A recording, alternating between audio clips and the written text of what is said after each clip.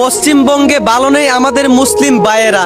BJP ক্ষমতায় এসে মুসলমানদের উপর অত্যাচার, একের পর এক তারা মসজিদগুলা ভেঙে দিচ্ছে, মুসলমানদেরকে ধরে ধরে তাদের মুখে বলাতে বাধ্য করতেছে জয় শ্রীরাম, হুজুরদেরকে ধরে ধরে তাদের দাড়িগুলা কেটে দিচ্ছে, মুসলমানের বাড়িঘর তারা পুড়িয়ে দিতেছে, মুসলমানের বাড়িঘর ভেঙে দিচ্ছে, মুসলমানদেরকে শান্তিতে থাকতেই দিচ্ছে না।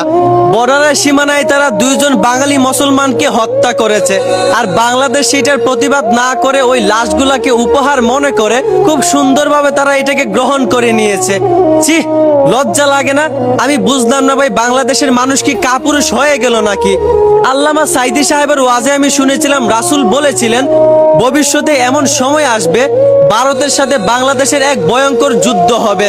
ভারত যেইভাবে আমাদের মুসলিম ভাইদের উপর অত্যাচার করতেছে, আমার মনে হয় সেই সময় ঘনিয়ে আসছে। মনে হয় আবারও মুসলমানদেরকে এক হয়ে মাঠে নামতে হবে।